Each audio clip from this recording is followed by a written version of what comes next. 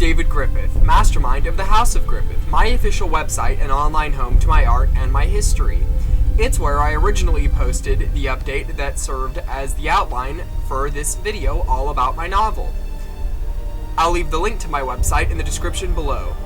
I've been hard at work writing and revising my novel, which is why I missed posting a video last week. So I thought I would make this video to let everyone know why in this brief retrospective. I started this book during a very dark time in my life, my sophomore year of high school.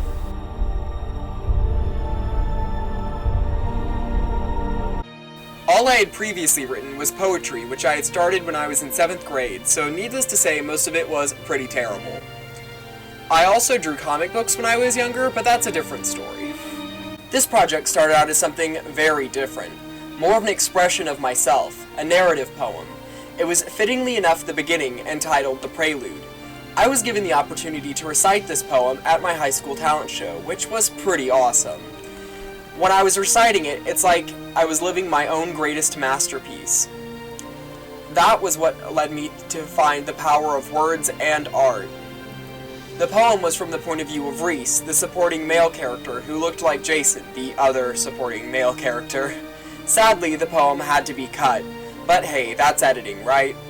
I continued revising and researching the story on my frequent library research trips with my friend Johnny. It was on these trips that we often studied dark subject matter, which helped us uncover more of ourselves. It was through these trips that the boy character split into two and Sienna emerged and took the place of the main character. You learn a lot working on a novel for 5 years. You learn a lot about writing and a lot about yourself. While I did work on side projects throughout that time, I worked pretty adamantly on either writing or planning this book the entire time. The story grew and changed a lot through its various iterations and drafts, but at its core it was always about a teen suffering from depression or other emotional issues.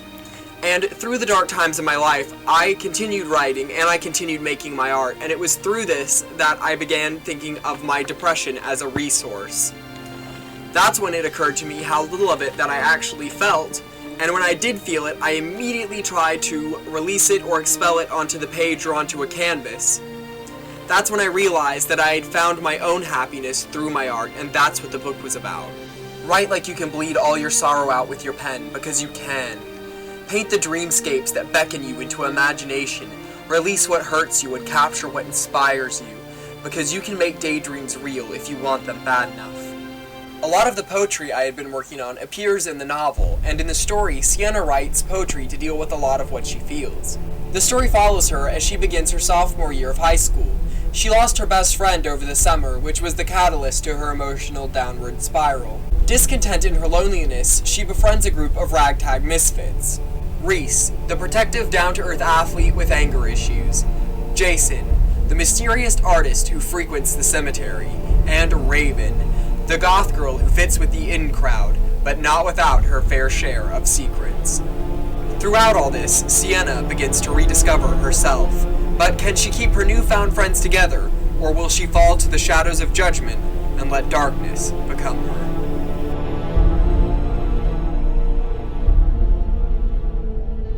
I hope you guys like hearing about my novel because I can't wait to keep you guys updated along the way. All this change has led me here, to YouTube, to telling you guys and everyone about it.